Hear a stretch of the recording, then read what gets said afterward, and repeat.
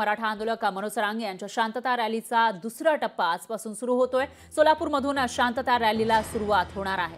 तर रॅलीच्या पार्श्वभूमीवर सोलापुरातील शाळांना सुट्टी देण्यात आली आहे आणि धाराशिवमधून जरांगे पाटील हे सोलापूरसाठी रवाना होणार असल्याची माहिती समोर येते। त्यामुळे आज सोलापूरमध्ये नेमकं कसं चित्र असेल, या शांतता रॅलीला कसा प्रतिसाद मिळणार आणि किती लोक यामध्ये सहभागी होतात याकडे लक्ष असेल। दरम्यान आणि या विषयी अधिक माहितीसाठी आपले प्रतिनिधी वसीम अत्तार हे थेट सोलापूरमधून आपल्या सोबत जोडले गेले आहेत।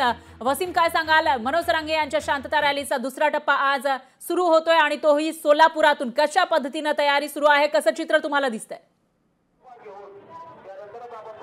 निश्चितच पाहायला गेलं तर पश्चिम महाराष्ट्रातील मनोज जरांगेंचा जो आहे तो दुसरा टप्पा जो आहे तो सोलापुरातून सुरू होत आहे। एक मोठी तयारी जी आहे ते मराठा बांधवांकडून सोलापुरात करण्यात आलेली आहे। मनोज जरांगेंचं आसपास जे आहे ते 11 ते 11:30च्या दरम्यान सोलापूर शहरात आगमन होत आहे। सोलापुरातील छत्रपती शिवाजी महाराज चौक आहे ते या ठिकाणी त्यांची सभा होणार आहे। त्या अगोदर जे आहे ते शांतता रॅली जे आहे ते छत्रपती संभाजी महाराज या ठिकाणाहून जे आहे ते शांतता रॅली निघणार आहे आणि ही रॅली जी आहे ते छत्रपती शिवाजी महाराज या ठिकाणी जे आहे ते संपन्न होणार आहे। आणि त्या रॅलीनंतर जे आहे ते संभाजी मनोज जरांगे पाटील यांची सभा जी आहे ते त्या ठिकाणी होणार आहे। 5 लाखाहून अधिक मराठा बांधव जे आहेत ते या रॅलीला उपस्थित राहतील असा अंदाज जो आहे तो व्यक्त केलेला आहे। फराजी, निश्चितच वसीम, या विषयीची अपडेट आपण तुमच्याकडून घेत राहू। या दरम्यान धन्यवाद तुम्ही दिलेल्या या सविस्तर माहितीसाठी।